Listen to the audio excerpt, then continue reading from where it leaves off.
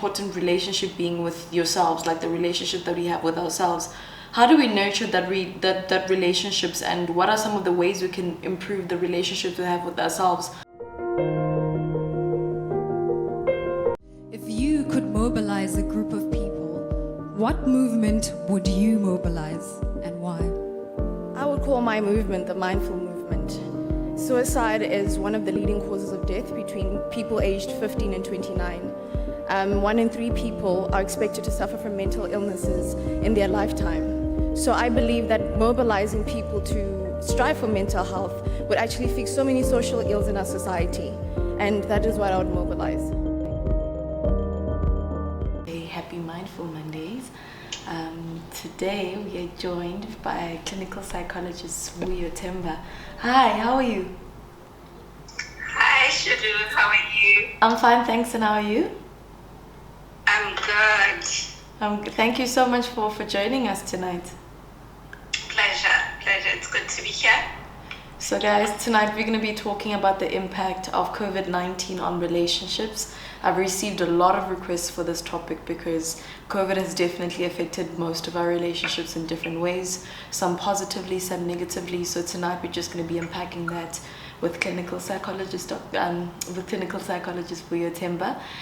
So can we get right to it? Sure, we can. Okay. So I just wanted to know how COVID has impacted relationships, and what have you seen through your work and in your practice? Okay.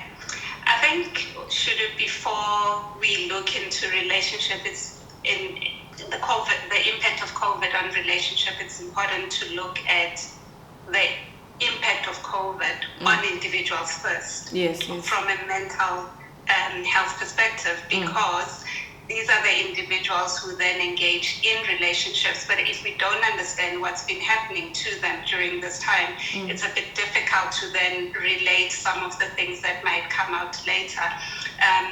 But often what happens is, and it's unfortunate that we're not looking at COVID as a traumatic experience, because we're not necessarily, yes, we're all affected, but because we don't think of it as, or of epidemics for that matter, as trauma, it becomes then difficult to understand certain things. But I want to highlight one thing before we get into this, is that on an individual level, there's a couple of things that have happened as a result of COVID.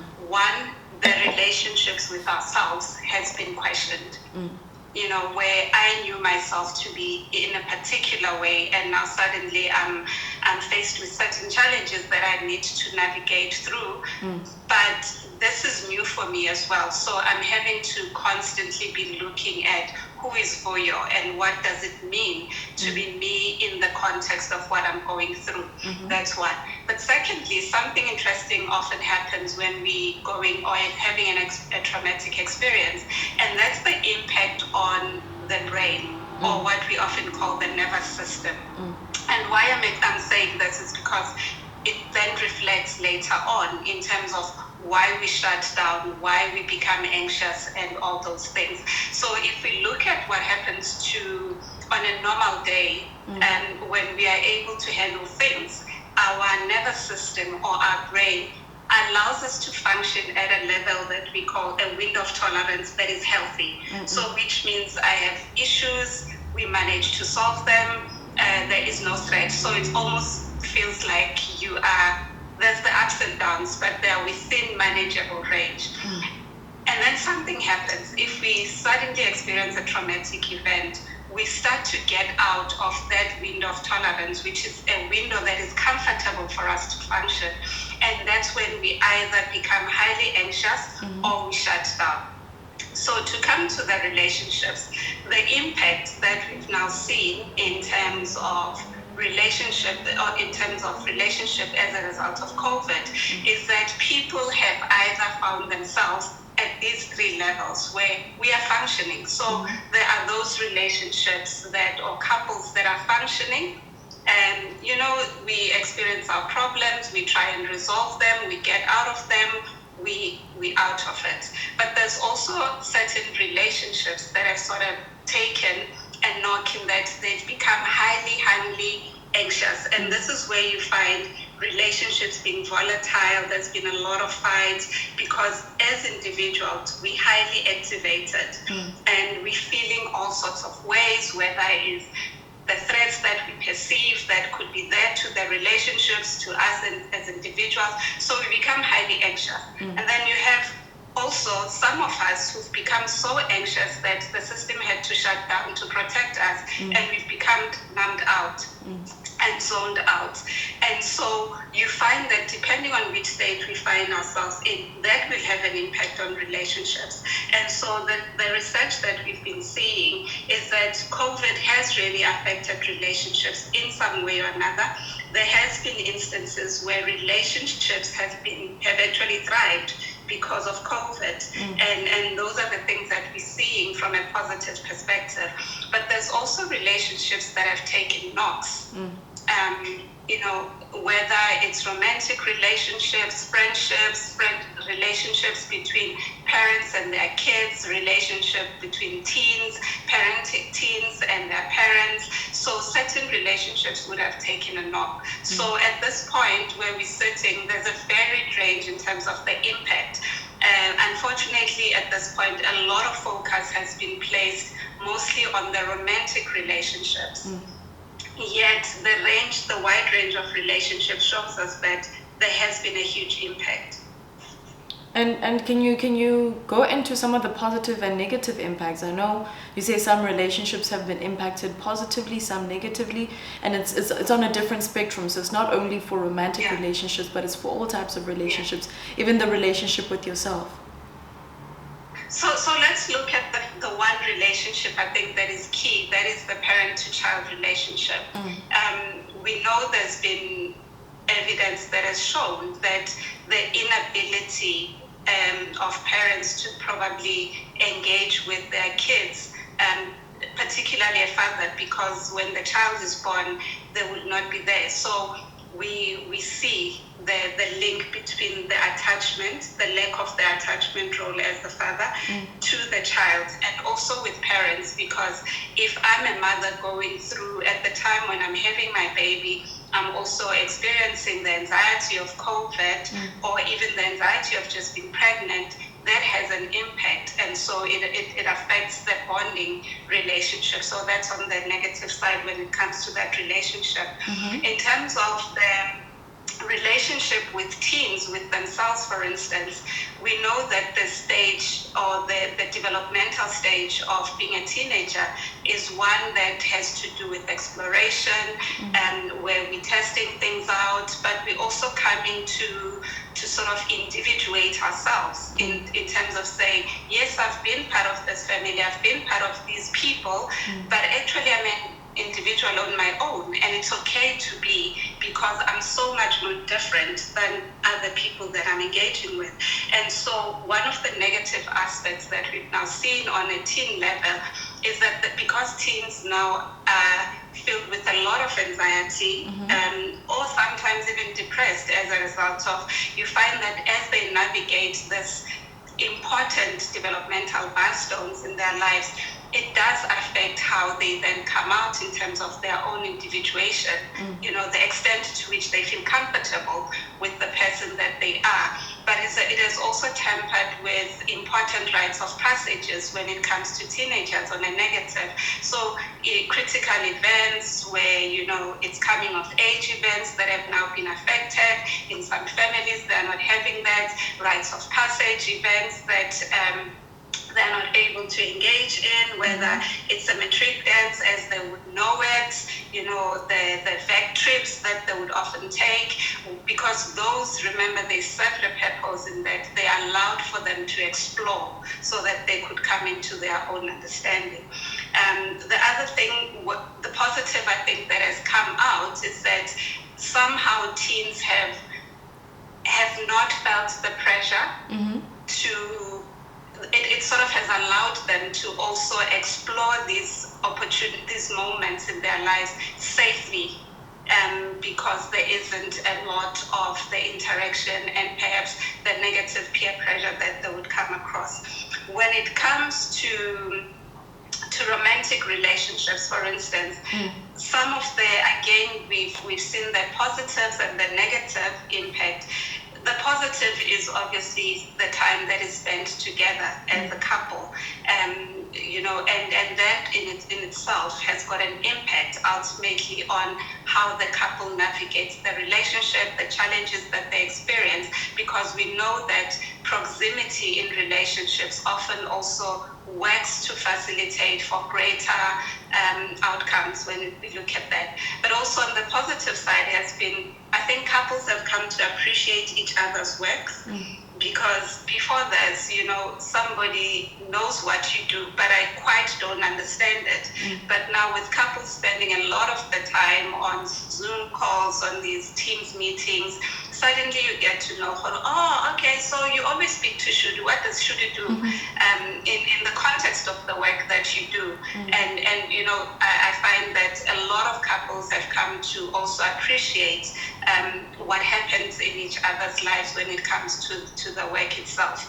But there's also been a negative on that front, in that we find that there's been a huge enforcement of gender roles. There are studies, for instance, in New Zealand, they also found that women were the ones who were burdened the most in terms of taking care of the household, being at work, and that subsequently then has an impact on the relationship, because if your partner, if there's a sense that I don't feel supported by my partner in terms of the shared responsibility of roles, that then has an impact on how I show up in the relationship. What we've also seen on the negative with romantic relationship is that also whilst time together is important, we also need time away from our partners, because that is time that reminds us of who we are. And it's time that allows us to recalibrate on an individual level.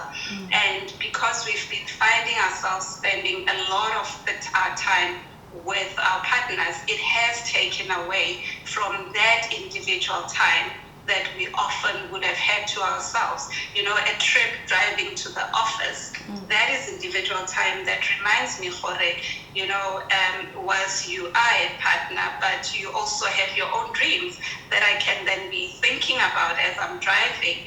And I'm able to make that transition so that by the time I get home, I'm able to look at the dreams that we have as a couple. So the time spent together as well, for some couples, has really sort of been on the negative. And the last thing I think on the romantic relationships is where there were problems, I think those problems became pronounced in the relationships. And that's the one thing about COVID, is that it has equalized things in many ways, in that it has either allowed us to see things for what they are and decide what we want to do with it. Are we going to fix, or are we just going to continue in our slums? And so where there were problems, you find that those problems have now been much more pronounced. But the positive is that it has then given us an opportunity to find creative solutions to our problems as couples.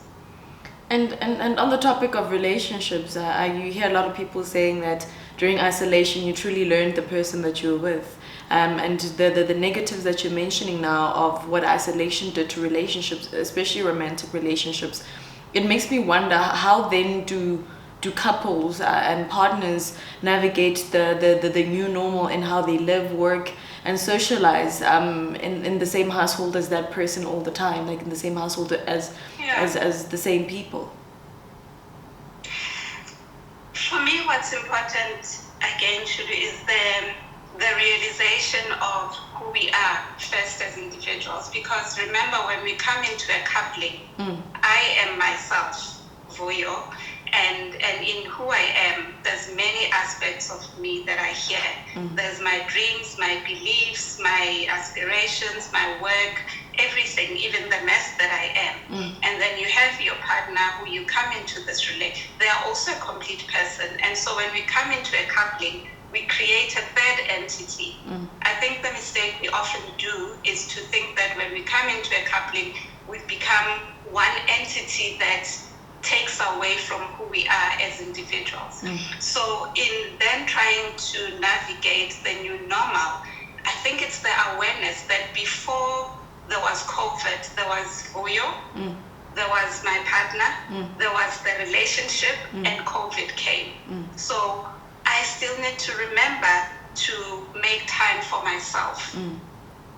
And be able to, and I think it's going to be in how we also communicated with our partners, because if I don't want to spend time with you, it's not because I'm rejecting you.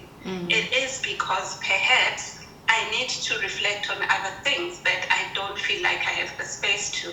I need to find things that make me happy on an individual level. So it's that whole concept of filling your cup first, and then you let the overpouring then be what goes to other people. So when we spend time individually and with that understanding, that is key. And then I think it's then saying, as a couple, what are the things that we then want to come in this coupling and be able to do? Whether it's starting rituals as a couple that allows us to realize that we've now moved from being individual, we are now transitioning into the couple space. So that could be anything from, the first 5 minutes when we all log off from our computers, we're going to just spend time having coffee, having a chat about how was your day. That could be a ritual as small as that.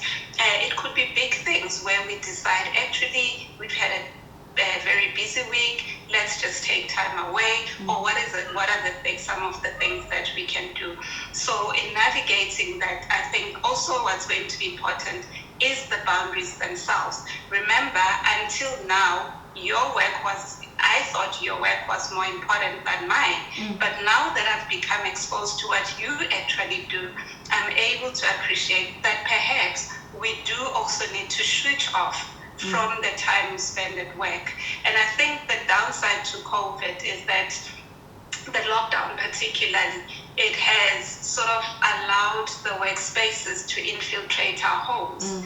And a lot of us have not been able to put the necessary boundaries, whether because we feel that, at this point, we all need the jobs, or it's because I'm grateful that I can do the work that I do at home. So an extra 10 minutes at the end of the day is nothing much more to ask for, so I will give that. So there's many reasons why we then let work infiltrate our spaces. And I think for couples on a romantic level, we are going to have to start talking about those boundaries and the impact that the work sort of has on our relationship, where previously, once again, I could get into the car, I use the time to drive before I get home, and I'm able to make that clear separation of where I am now. So this time, it's gonna force us to put things in place. Like I said, whether it's to say, as soon as we switch off, each one of us has their 5 minutes on their own, or 15 minutes for that matter. We then regroup as a couple. We then talk about our coupling issues, or talk about things that are outside of COVID that are important to us as a couple. And the other side to that are people that were really lonely during this pandemic. What impact can that loneliness have on a person?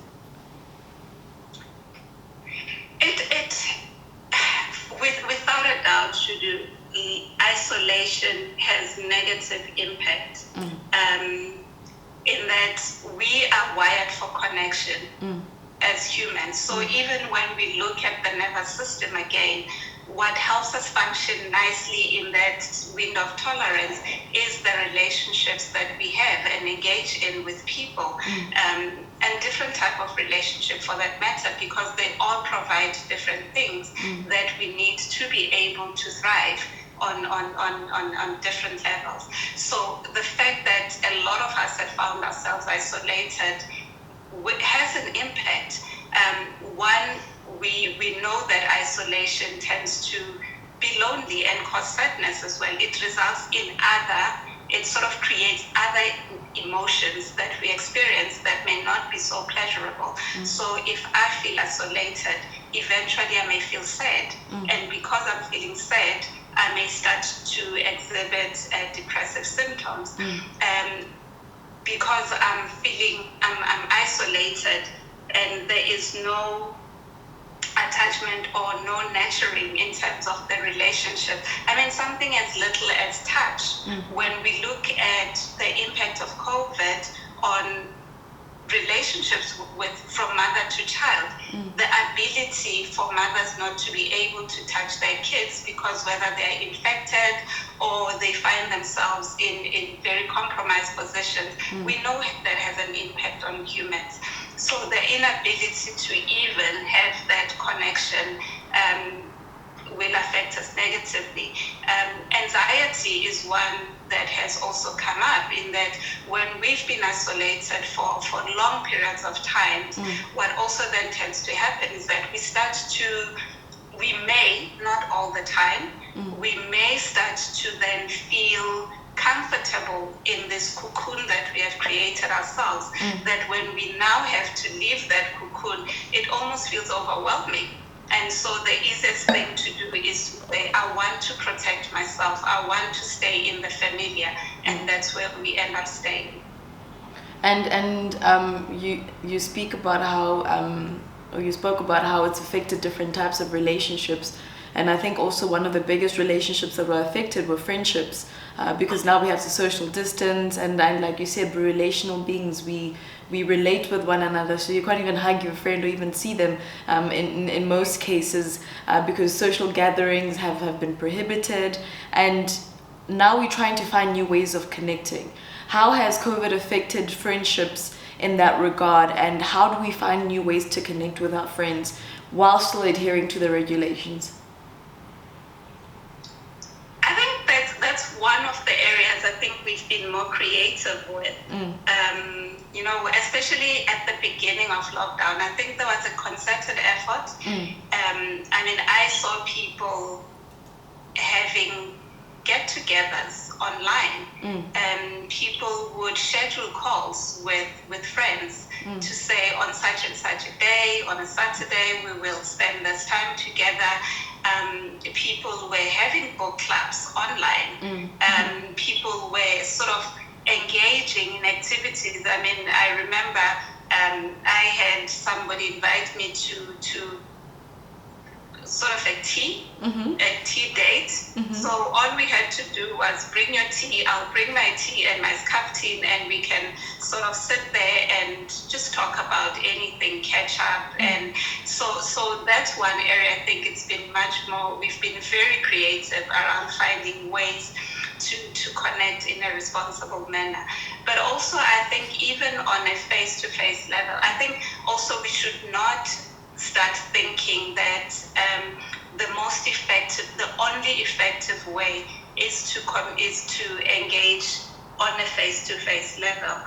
If we think about what is happening now, it is nurturing certain parts of who we are. Through this conversation, I get to think about something, you get to think about something. So immediately your cognitive functions are wired.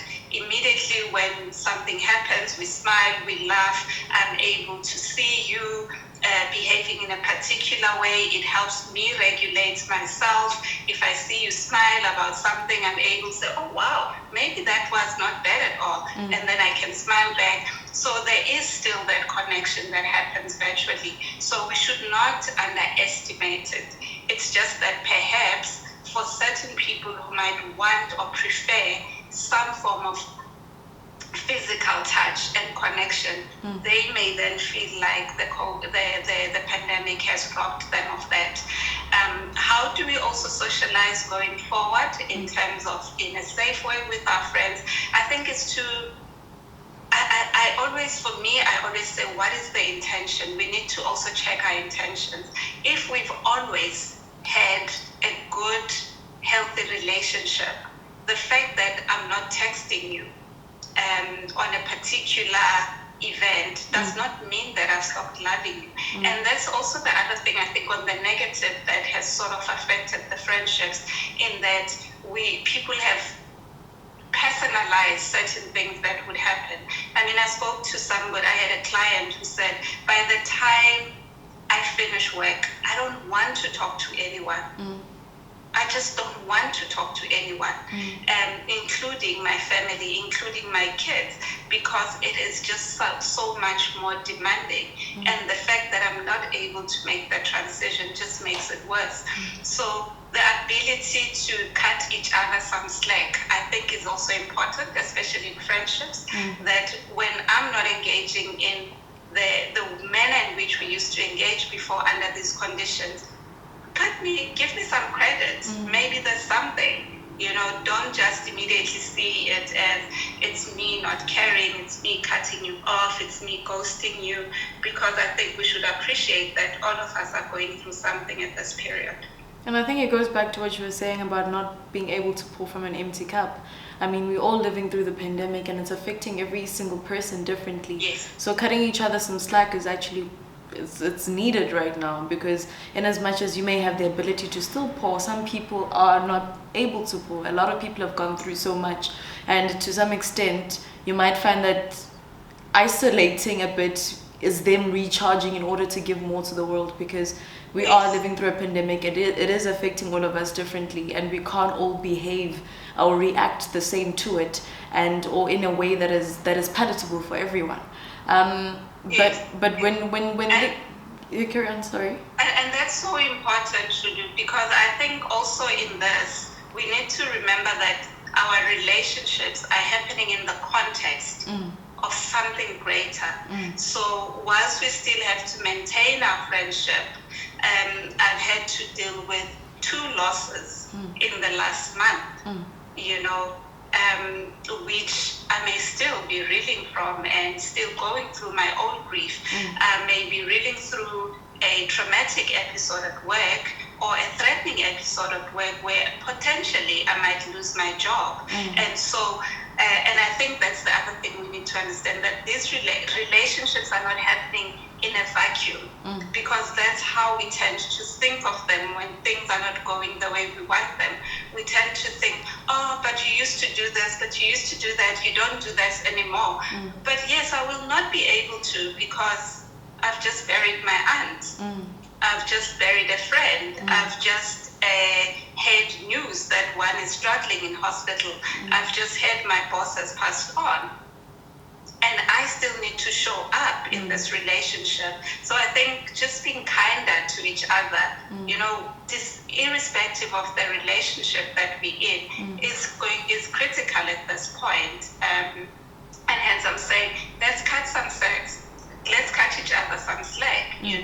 Let's move from a place that says, I know Shudu is a better person. Even if she's not responding to my text right now, she is a better person. On a good day, under better circumstances, she shows up differently. During the pandemic, this is my personal view, but I think a lot of my colleagues also share it.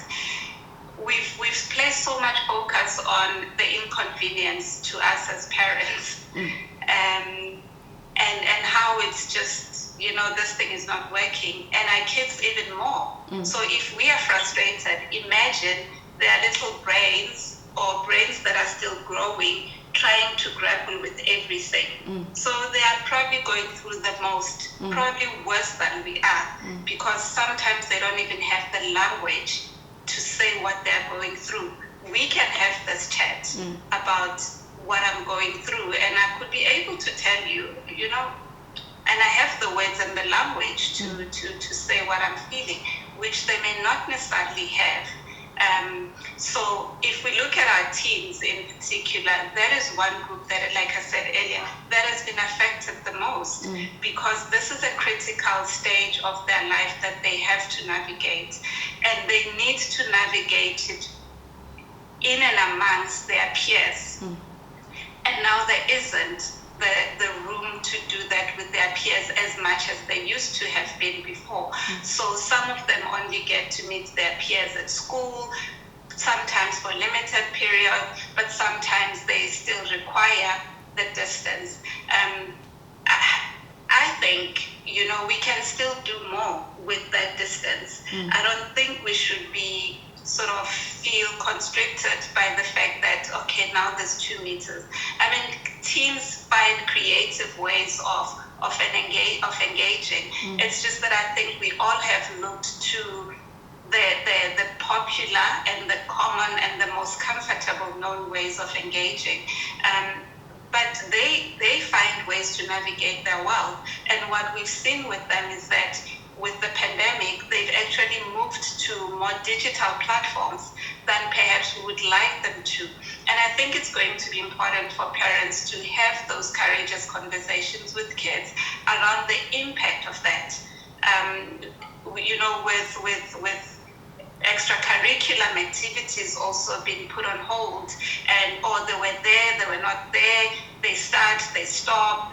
It does affect, because there are kids who probably would build more confidence on the sports ground than they would academically. So those kids don't get the opportunity to shine, and that also then affects them. So I think the constant conversations and check-ins by parents become critical, for us to now get to know our kids better, to know what is at the pulse of what they think of, what their worries are, and be responsive to that, whether it's helping them journey the frustration, journey the sense making, helping them connect with their friends in much more healthier ways, whether it's saying, okay, you have 2 hours to sort of engage on the digital platforms, but after that we need to still put the boundaries, because I think too much of everything is also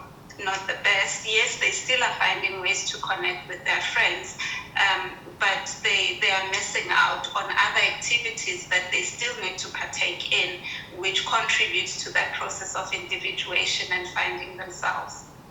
And you speak about especially parents starting these conversations and trying to locate where their kids' minds are during all of this. But we find that a lot of teens struggle to speak to their parents. How do parents create a safe space to have these conversations with their children without getting to a point where it's, like you're saying, many of them think that they're going through a lot, but we don't really take a step back to consider what the teens are going through. So how do parents create a safe space and non-judging space for their teens to come and talk to them? Yeah. This is one where we'll say, it's where you start, because to have that relationship with your teen, you can't start it today. If you've never created the platform to have the conversations, to see and be observant of them, it becomes difficult to want to get the benefits now. However, it's not late to start, but it just means that you probably will not get the same benefits of somebody who started with their kids at 9 or even much earlier, in having to create the space. But one of the things, and the easiest things I always say with children, in engaging with children, I think a lot of us as parents, we want to come and speak to them as experts. So we are experts at parenting. We are experts at everything. We even know them. I know you. I created you. I made you. I brought you to this earth. Those are even that's even the language we use with them. And the easiest way to ever engage with a young person, or a child for that matter, is through inquiry. We ask the questions, and they will tell you. And even when they decide not to tell you, it's not taking it personal to say, oh, you're not telling me because you don't trust me. It's to realize that at that point with teenagers, no teen wants to be friends with a 40-year-old. No teen wants to be friends with their mother who's 35 years old. And so when our kids sometimes put these boundaries in place, especially teens, because they have their way of putting boundaries, we just don't listen. And so we want to impose ourselves. And in imposing ourselves, we forget the critical issue around consent. And when we because it ultimately boils down to that I didn't give you permission and consent to come into my space or to engage with me at that level. And so we start communicating mixed messages. So the most important thing I think as parents that we can do right now is to be inquisitive. Inquisitive with the intention to know and understand where they are, rather than inquisitive for purposes of telling and telling and telling. You know, how was your day? What do you guys do at school? How do you feel about what is happening? Chances are they will answer that stuff, but will not go into details about other things. And that is okay too. And when that happens, we need to open the door that says, it's okay. When you are ready, you can come through. But also it's helping our kids to identify safe spaces for themselves. I may not be a safe space for my teen daughter, but they may find a safe space in you. And I need to encourage that rather than wanting to hold her all to myself, because it's still better her knowing that I could go to Oshudu and she will be able to listen to me and talk to me and not judge me. But I know if I go to my mom, she's gonna start with why didn't you do this? You know, so we need to be encouraging them or giving them permission to identify those safe spaces that they can then access on their own, even without us being there, because then in that moment it gives them that which they need. So I would say really being inquisitive, allowing them to helping them make sense of that stuff and creating those safe spaces, but also just realizing that our kids are not you. You know, our kids are not us, and how they are coping would probably be different. So we ask them about that as well. What do you think would help you? So you haven't met with your friends. Would you, instead of, I think you must go visit your aunt, you've been sitting on your own. No, they may not want to visit the aunt, but perhaps they may want to have a phone call with a friend. If I'm able to allow for that to happen, then they recharge, we go on. And one of the things that you mentioned earlier, or even emphasized, is the most important relationship being with yourselves, like the relationship that we have with ourselves. How do we nurture that relationships, and what are some of the ways we can improve the relationships we have with ourselves without bordering on loneliness, but just knowing that, like you said, even in romantic relationships, there are three different parts to it. You, the person, and the coupling in itself. So how do we build that relationship with ourselves, even for teens, even for everyone that's watching it now? How do we nurture that relationship with ourselves? I think the first thing with relationship to self is the realization that we are not as perfect as we like to see ourselves, right? And that we are multidimensional, because often what happens is, and I think this is what now COVID has forced us to do, you now have to look at yourself from all angles. Whereas before, I could probably easily look at myself as a mother, because I could do the mothering and finish, and then move into the workspace and be the boss and finish there. And now all these things are sort of coming and straddling in. So what I mean by realizing that we're not as perfect is to realize that there's many aspects to ourselves. So there's the good and there's the bad. And part of embracing who we are is to able to also live with our own shadows, the dark side of who Vuyo is, or what makes up Vuyo, rather than trying to fight it off. So just that awareness then means we're more realistic to what we will find and uncover. And a lot of us, as we go through life, we uncover different things about ourselves. Some are great, some are not so great.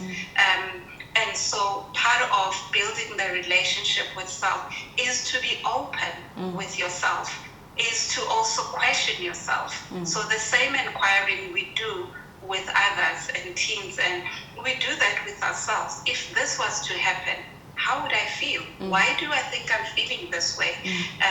How we also do that is to set out time for that relationship with self, because any relationship works because we give it time.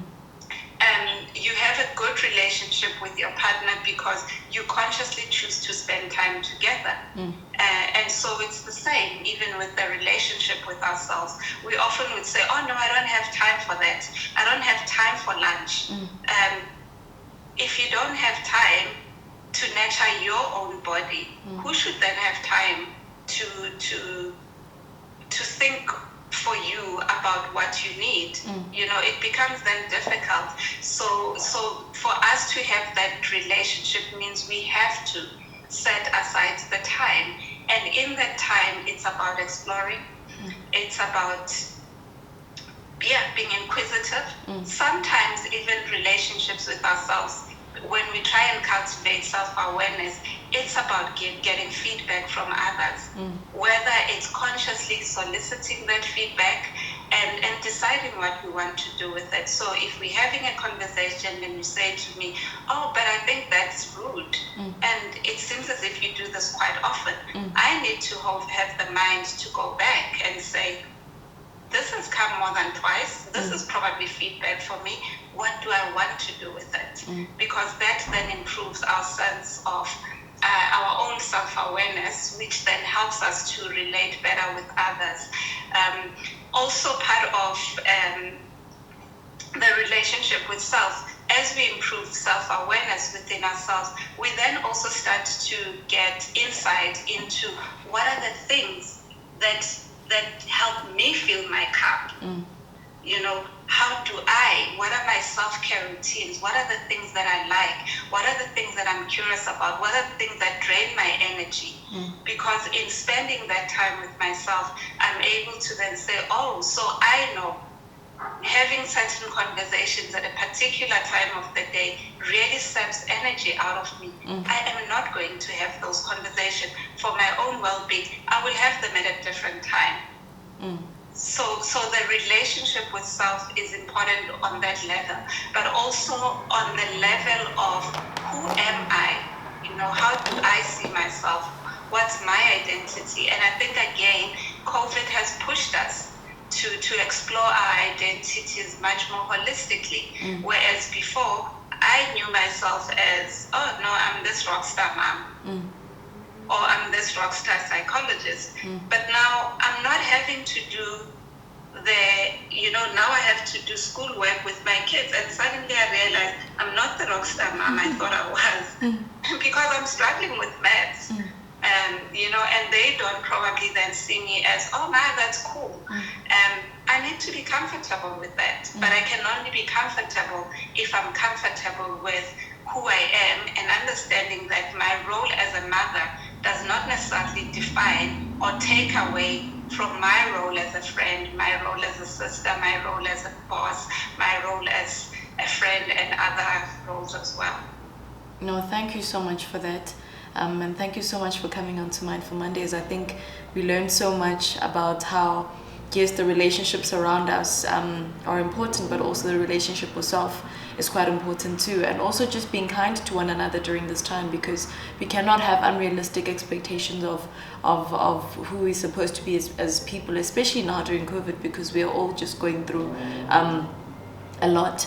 But when we nurture the relationship with self, it's easier for us to pour, because at least we filled up our own cup before expecting to fill other people's cup up. You can't pour from an empty cup. So thank you so much for coming through to Mindful Mondays tonight. I've learned so much. And thank you to everyone for watching. It's been such an insightful conversation, and I hope you guys learned a thing or two. Have a good night.